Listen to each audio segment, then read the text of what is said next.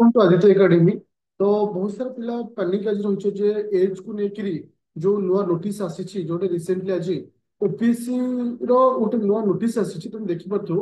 Odisha public service commission लिखाई okay तो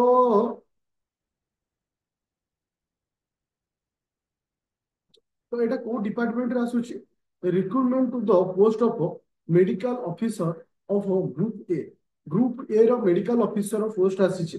ତ ଏଥିରେ ସେ ଏଜ କଣ ଲେଖା ଅଛି ମୁଁ ଦେଖିବି ଏଜ କ୍ରାଇଟେରିଆରେ 21 ବର୍ଷରୁ 32 ବର୍ଷ ଦେଇଛି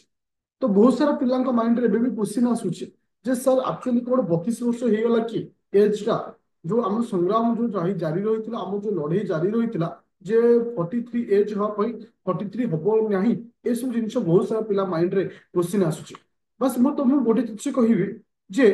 କେବେ ବି ହୋପ ବର୍ତ୍ତମାନ ସୁଦ୍ଧା ଛାଡନି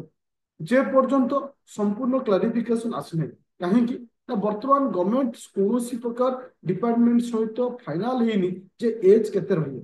ତ ସେଥିପାଇଁ ଯେହେତୁ ଓପିଏସସି ତାର ଡିମାଣ୍ଡ ଅନୁଯାୟୀ ରିଲିଜ କରିଦେଇଛି କଣ ନା ପୋଷ୍ଟକୁ ରିଲିଜ କରିଦେଇଛି ସେଇ ଅନୁଯାୟୀ ସେ 32 ଏଜ କୁ ରଖିଛି তুমি ଜାଣିଥିବ ପିଲେ ଓପିଏସସି ର ଯେତେବେଳେ ଓଏସ୍ 2024 ର ପୋଷ୍ଟ ଆସିଲା ସେତେବେଳେ ଏକ୍ସଟ୍ରା ଆଟେମ୍ପ ନଥିଲା ବହୁତ ସାରା ପିଲାଙ୍କର ଡିମାଣ୍ଡ ଆଉ ବହୁତ ସାରା ପିଲାଙ୍କର ପରିଶ୍ରମ ଫଳରେ ଫେରେ ଏକ୍ସଟ୍ରା ଆଟେମ୍ପ ଦିଆଗଲା ଠିକ ସେଇ ଜିନିଷ ଏଠି ହେଇପାରେ ଯୋଉଟା କି ଏଜ ତୁମର 32 ଅଛି ମେ ବି ସେଟା 38 ହେବ କିମ୍ବା 43 ବି ହେଇପାରେ ଯୋଉଟା କି କୋରାଣ୍ଡମ ଆସିବ ଯୋଉଟା କି ଚେଞ୍ଜ ହବ କନସେପ୍ଟ ସବୁ କିଛି ଚେଞ୍ଜ ହବ ବାସ୍ ମୁଁ ତୁମମାନଙ୍କୁ ଗୋଟେ ନ୍ୟୁଜ ଏଇଆ ଦେବି ଧୈର୍ଯ୍ୟ ଧର ବହୁତ ଦିନ ଧୈର୍ଯ୍ୟ ଧରିଛ ମୁଁ ଗୋଟିଏ ତମକୁ ୱାର୍ଡ କହି ମନେ ରଖ ଏପ୍ରିଲ ମାସ 5 ତାରିଖ ପର୍ଯ୍ୟନ୍ତ ୱେଟ୍ କର ଏପ୍ରିଲ ମାସ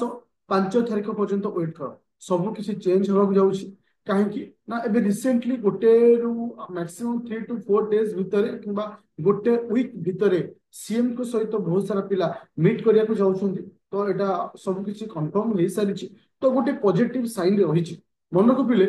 ରେଜଲ୍ଟ କଣ ହବ ଆମେ ଜାଣିନେ ଭଲସେ କିନ୍ତୁ ଆମର ଏହା ହୋପ ଅଛି ଆମେ 43 କରିବା ପାଇଁ ନିଜର 100% ଦବା ନିଜର 100% ଡେଡିକେସନ ଆମେ ଦଉଛେ ବାସ୍ ତୁମ ମାନଙ୍କର ସପୋର୍ଟ ଆଉ ତୁମ ମାନଙ୍କର ଯୋଉ ଭଲ ପାଇବା ଅଛି ଆଉ ତୁମମାନଙ୍କ ଯୋଉ ବିଶ୍ୱାସ ଅଛି ତାକୁ ଏତେ ଶୀଘ୍ର ଭାଙ୍ଗି ଦିଅନି ଏବେ ବି ଭରସା ରଖ ଏବେ ବି ବିଶ୍ୱାସ ରଖ କିଛି ଗୋଟେ ପରିବର୍ତ୍ତନ ହବ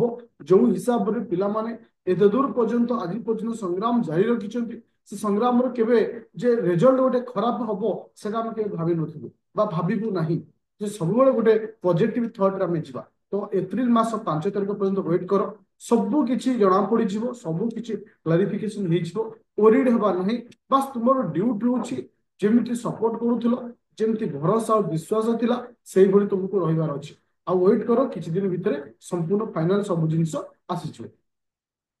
तो थैंक यू स्टूडेंट